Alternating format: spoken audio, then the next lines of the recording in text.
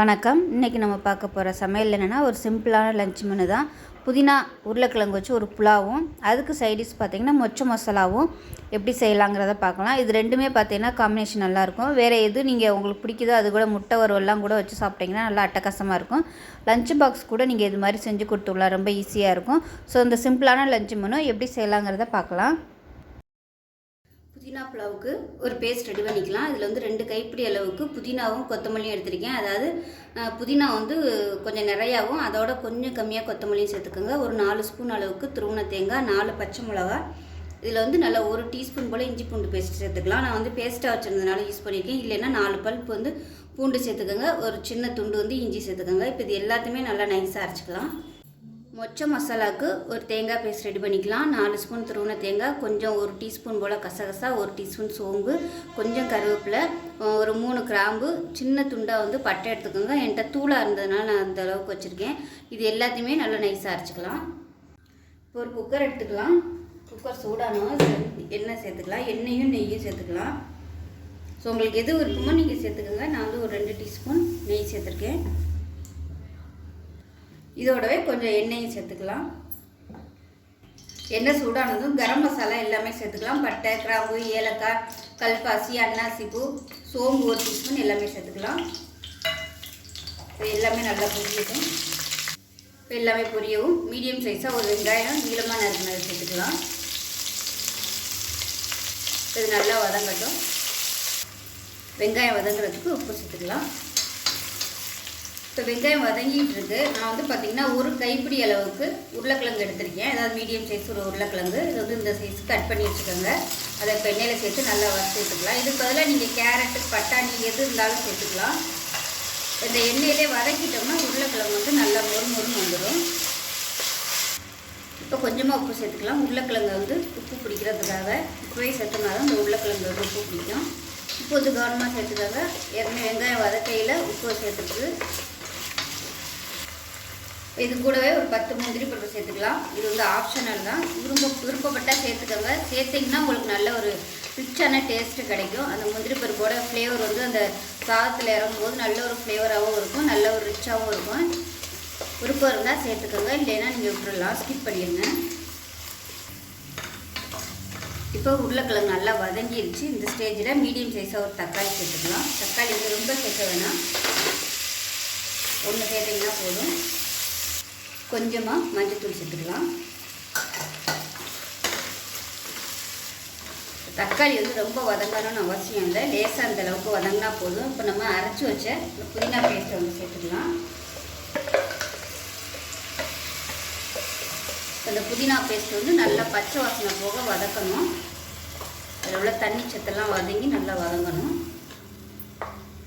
இப்போ பேஸ்ட்டு நல்லா வதங்கிட்டு இருக்கு. இதில் பாசுமதி அரிசி பார்த்திங்கன்னா 2 டம்ளர் எடுத்திருக்கேன். அதாவது 200 கிராம் அளவுக்கு. நல்லா கழுவிட்டு நல்லா ஒரு 20 நிமிஷம் ஊறிடுச்சு. இப்போ அந்த ஊற வச்ச தண்ணி பார்த்திங்கன்னா சூடு பண்ணி வச்சுருக்கேன். இப்போ அந்த தண்ணியை வந்து சேர்த்துக்கலாம். அதாவது 2 டம்ளருக்கு 3 டம்ளர் தண்ணி எடுத்திருக்கேன். ஃபஸ்ட்டு வந்து அந்த தண்ணியோட ஊற வச்சுட்டேன் அரிசியை. இப்போ அந்த தண்ணியை மட்டும் இருத்துட்டு சூடு பண்ணிவிட்டு இப்போ சேர்த்துருக்கேன். இப்போ தண்ணி வந்து கொதிக்க ஆரம்பிக்கட்டும். எப்பயும் சொல்கிற மாதிரி பச்சை தண்ணி ஊற்ற வேணால் கொஞ்சம் நல்லா கொதிக்க வச்சுட்டு ஊற்றுனீங்கன்னா உங்களுக்கு டேஸ்ட் நல்லாயிருக்கும். இப்போ சாதத்துக்கு தேவையான உப்பு சேர்த்துக்கலாம். இப்போ தண்ணி கொதிக்குது.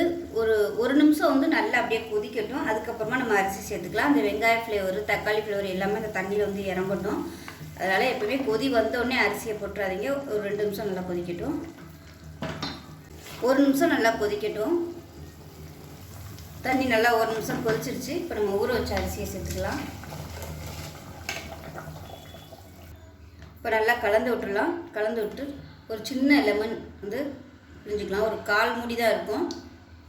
லைட்டாக வந்து அந்த புளிப்பு டேஸ்ட்டுக்காக தான். இது இல்லைனாலும் விட்டுலாம், ஒன்றும் பிரச்சனை இல்லை.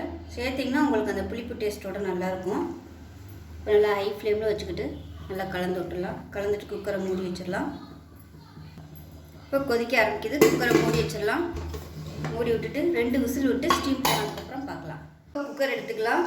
தேவையான அளவுக்கு எண்ணெய் சேர்த்துக்கலாம். இப்போ எண்ணெய் நல்லா சூடாகிடுச்சு. இப்போ கரம் மசாலா எல்லாம் சேர்த்துக்கலாம். பிரியாணியில் 1 டீஸ்பூன் சோம்பு, கல்பாசி எல்லாம் சேர்த்துக்கலாம். பட்டை, கிராம்பு அரைக்கும் போது சேர்த்ததுனால இப்போ சேர்க்க வேணாம். இப்போ ஸ்பைசஸ் எல்லாமே பொரிய ஆரம்பிக்குது. கருவேப்பிலை சேர்த்துக்கலாம். ஒரு கைப்பிடி அளவுக்கு சின்ன வெங்காயம் கட் பண்ணி சேர்த்துக்கலாம். இதோட 3 பச்சை மிளகாய் சேர்த்துக்கலாம். 2 கீரிட்டு சேர்த்துக்கோங்க. அதோட 1 டீஸ்பூன் போல் இஞ்சி பூண்டு பேஸ்ட்டும் சேர்த்துக்கலாம். இஞ்சி பூண்டு பேஸ்ட்டும் சேர்க்கலாம். இந்த வெறும் பூண்டு மட்டும் நீங்கள் தட்டிட்டு சேர்க்குறதுனால சேர்த்துக்கலாம். இஞ்சி பூண்டு சேர்த்திங்கன்னா மட்டன் சாப்ஸு சிக்கன் சாப்ஸ்லாம் செஞ்சால் எப்படி இருக்குமோ அதே மாதிரி இருக்கும். டேஸ்ட்டு நல்லா வாசனையாக இருக்கும். அதே மாதிரி கல்பாசியும் ரொம்ப முக்கியம். நல்ல ஒரு ஃப்ளேவர் கொடுக்கும் கல்பாசியும். இப்போ வெங்காயம் நல்லா வதங்கி வச்சு பாருங்கள். இந்த ஸ்டேஜில் நம்ம பொடியெல்லாம் சேர்த்துக்கலாம். 1 டேபிள் ஸ்பூன் தனியாத்தூள் சேர்த்துக்கலாம். மிளகாத்தூள் 1/2 டேபிள் ஸ்பூன் சேர்த்துக்கோங்க. காரம் வந்து பச்சை மிளகா காரம் தான் அதிகமாக இருக்கணும், அப்போ தான் நல்லாயிருக்கும். 1/4 டேபிள் ஸ்பூன் மஞ்சள் தூள் சேர்த்துக்கலாம். இதையும் சேர்த்து லேசாக வதக்கி விட்டுக்கலாம். வதக்கி விட்டுட்டு மீடியம் சைஸாக ஒரு தக்காளி வந்து அடித்து வச்சுருக்கிறேன். அதாவது ரொம்ப நைஸாக இல்லை, 1-2 அடித்து வச்சுருக்கேன். பொடியை போட்ட உடனே லேசாக 2 பரட்டி விட்டுட்டு இதை சேர்த்துக்கலாம். தக்காளி அடித்து சேர்த்திங்கன்னா உங்களுக்கு மசாலா வந்து நல்லா அதிகமாக கிடைக்கும், நல்லாயிருக்கும். சப்பாத்திக்கெலாம் கூட நல்லாயிருக்கும். இட்லி தோசை சப்பாத்திக்கெலாம் கூட அதை வந்து சாப்பிட்லாம். நான் வந்து இன்றைக்கி பரட்டின மாதிரி தான் வைக்க போகிறேன். கிரேவியாகவும் நீங்கள் வச்சுக்கலாம். இப்போ மொச்சக்காய்க்கு தேவையான உப்பு சேர்த்துக்கலாம். உப்பு சேர்த்துட்டு நல்லா பரட்டி விட்டுக்கோங்க. பரட்டி விட்டு நம்ம அரைச்சி வச்சு அந்த தேங்காய் பேஸ்ட் வந்து சேர்த்துக்கலாம்.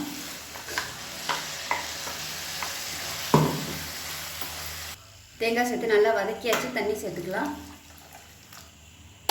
தேவையான அளவுக்கு தண்ணி சேர்த்துட்டு மிக்சியில் இருந்த தண்ணி கொஞ்சமாக சேர்க்குறேன். கலந்து விட்டுட்டு உப்பு செக் பண்ணி பார்த்துட்டு உப்பு பத்தில் என்ன சேர்த்துக்கலாம். இப்போ இதை மூடி வச்சிடலாம். மூடி வச்சுட்டு ஒரு 5 விசில் விடணும். மொச்சக்காய் வேகிறதுக்கு நேரம் ஆகும். அதனால் ஒரு 5 விசில் விட்டுட்டு ஸ்டீம் போனதுக்கப்புறம் பார்க்கலாம். இப்போ மொச்சக்காய் எப்படி இருக்குன்னு பார்க்கலாம். பாருங்கள், இந்த மாதிரி தான் இருக்கும். இது வந்து கொஞ்சம் உங்களுக்கு தண்ணியாக இருக்கிற மாதிரி ஃபீல் ஆச்சுன்னா கொஞ்சம் கேஸ் ஆன் பண்ணிவிட்டு வற்ற விட்டுக்கோங்க. இப்போ நான் வந்து கொஞ்சம் லைட்டாக வற்ற விட்டுக்கிறேன். சப்பாத்திக்கெலாம் தொட்டு சாப்பிட்னா இந்த அளவுக்கு வச்சுக்கோங்க. இட்லி தோசைக்கெலாம் கூட நல்லாயிருக்கும். நான் இப்போ வந்து சாதத்துக்கு வந்து தொட்டு சாப்பிட்றதால இது கொஞ்சம் தண்ணியாட்டம் இருக்குது, அதனால் கொஞ்சம் வற்ற விட்டுக்கிறேன். உப்பு கொஞ்சம் பத்தாத மாதிரி இருக்குது, அதனால் கொஞ்சம் உப்பு சேர்த்துக்கிறேன். இந்த மொச்சைக்கு மட்டும் எவ்வளோ உப்பு போட்டாலும் உள்ளே இழுத்துகிட்டே இருக்கும். நல்லா மீடியமான ஃப்ளேமில் கொஞ்சம் வற்றட்டும். இப்போ பாருங்கள், நல்லா வற்றிடுச்சு. பம்பத்திடலாம். லாஸ்ட்டாக கொத்தமல்லியில் சேர்த்துக்கலாம். டேஸ்ட் நல்லா அட்டகாசமாக இருக்கும். இதே மெத்தடில் நீங்கள் மொச்சப்பருப்புக்கு பதிலாக முட்டை சேர்க்கலாம், மட்டன் சேர்க்கலாம், சிக்கன் சேர்க்கலாம். மட்டன் சேர்க்குறதா இருந்தால் வேக விட்டுட்டு சேர்க்கணும். அதே மாதிரி சிக்கன் சேர்க்குறதா இருந்தால் இதே மாதிரி ஒரு 4 விசில் விட்டுக்கணும். அவ்வளோதான், அருமையாக ரெடி ஆகிடுச்சு. ஆறுச்சுன்னா கரெக்டாக வந்துடும். சாதம் எப்படி இருக்குன்னு பார்க்கலாம். நல்லா ஸ்டீம் போயிடுச்சு. திறந்ததும் இந்த மாதிரி தான் இருக்கும். இப்போ லேசாக நம்ம கிளறி விட்டுக்கலாம். பாருங்கள், சாதம்லாம் வந்து கொஞ்சம் கூட உடையில பாருங்கள். சூப்பராக நல்லா நீளமாக வந்திருக்கு. மெதுவாக அப்படியே திருப்பி விட்டுக்கலாம். பாருங்கள், இப்போ சூடாக இருக்குது. ஆறுச்சுன்னா கரெக்டாக வந்துடும். அவ்வளோதான், நமக்கு புதினா சாதம் சூப்பராக ரெடி ஆயிடுச்சு. இப்போ பாருங்கள், ஒரு சிம்பிளான ஒரு லஞ்ச் மெனு நல்லா டேஸ்டியாக ரெடி ஆகிடுச்சு. நீங்கள் லஞ்ச் பாக்ஸ் கூட நீங்கள் இந்த மாதிரி கொடுத்து விடலாம். மொச்சை வந்து இந்த சீசனில் தான் கிடைக்கும். ஸோ கிடைக்கும்போது இந்த மாதிரி ட்ரை பண்ணி பாருங்கள், ரொம்ப அட்டகாசமாக இருக்கும். ஸோ இந்த வீடியோ பிடிச்சிச்சின்னா லைக் பண்ணுங்கள், கமெண்ட் பண்ணுங்கள், சேனலை சப்ஸ்கிரைப் பண்ணுங்கள், பக்கத்தில் பெல் பட்டனை ப்ரெஸ் பண்ணுங்கள். நன்றி.